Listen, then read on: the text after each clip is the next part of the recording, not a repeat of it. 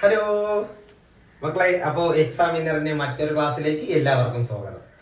So ഇന്ന് നമ്മൾ പഠിക്കാൻ പോകുന്നത് ഫിസിക്സിലെ വളരെ പ്രധാനപ്പെട്ട ഒരു ടോപ്പിക്കാണ് മക്കളെ. ടോപ്പിക്കിന്റെ പേര് ഓംസ് ലോ. എന്താണുള്ള ഓംസ് ലോ.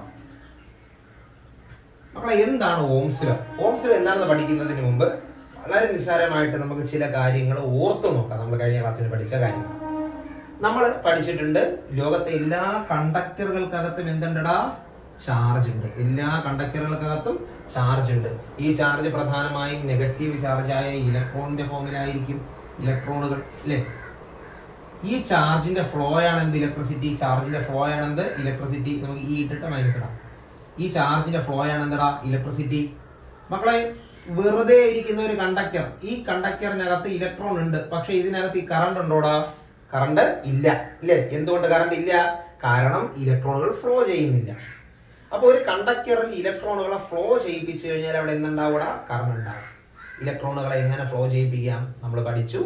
കണ്ടക്ടറിലൂടെ ഇലക്ട്രോണിനെ ഫ്ലോ ചെയ്യിപ്പിക്കാൻ നമ്മൾ എന്ത് ചെയ്താൽ മതി?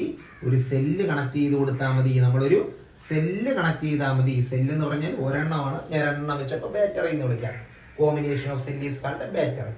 നോക്കടാ മക്കളെ, ഞാനിങ്ങനെ കണക്ട് ചെയ്ത് കഴിഞ്ഞാൽ ഈ ചെറിയ വരെ നെഗറ്റീവിനെ കാണിക്കുന്നു, വലിയ വരെ പോസിറ്റീവിനെ കാണിക്കുന്നു. ചെറിയ വരെ നെഗറ്റീവ്, വലിയ വരെ പോസിറ്റീവ്. ഇപ്പൊ എന്താ സംഭവിക്കുക? ഈ സെല്ലിന്റെ നെഗറ്റീവ് ഈ ഇലക്ട്രോൺ, ഈ നെഗറ്റീവ് ചാർജുള്ള ഇലക്ട്രോണിനെ റിപ്പൽ ചെയ്യും. സോ ഈ കറണ്ട് ഇങ്ങനെ പോയി ഈ ഇലക്ട്രോണിനെ തട്ടി ഇങ്ങോട്ട് മൂവ് ചെയ്യിപ്പിക്കും. കണ്ടോ? അതുപോലെ തന്നെ മറുവശത്ത് ആരുണ്ട്? പോസിറ്റീവ് ചാർജ് ഇല്ലേ മക്കളെ? സോ ഇവൻ അതിനടുത്തേക്ക് അട്രാക്ട് ചെയ്യപ്പെടും. സോ ഇലക്ട്രോണുകൾ ഇവിടെ നിന്ന് ഇങ്ങനെ മൂവ് ചെയ്യും. ഇലക്ട്രോണിന്റെ മൂവ്മെന്റിന് ഓപ്പോസിറ്റ് ആയിട്ട് ആരുണ്ടാവും? കറണ്ട് ഉണ്ടാകും. ഇനി ഓംസ് ലോ എന്താണ് പറയുന്നത്?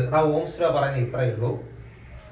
At constant temperature. ഇനി ഈ ബാറ്ററി കണക്ട് ചെയ്തു എന്നുള്ളതിനെ നമുക്ക് ശാസ്ത്രീയമായിട്ട് ഇങ്ങനെ പറയാം, വോൾട്ടേജ് അപ്ലൈ ചെയ്തു എന്ന് പറയാം. വോൾട്ടേജ് അപ്ലൈ ചെയ്തു. ശരി മക്കളെ, ഓംസ് ലോ പറയുന്നത് ഇത്രയേ ഉള്ളൂ. അറ്റ് കോൺസ്റ്റന്റ് ടെമ്പറേച്ചറിൽ the current flowing through a conductor ഇവൻ ആർക്ക് പ്രൊപ്പോർഷണൽ ആയിരിക്കും? Is proportional, directly proportional to the potential difference between the ends of the conductor.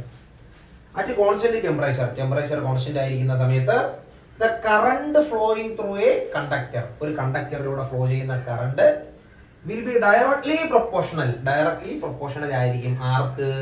Four the potential difference between the ends of the conductor. Potential ഡിഫറൻസിന് directly proportional ആയിരിക്കും current. Okay.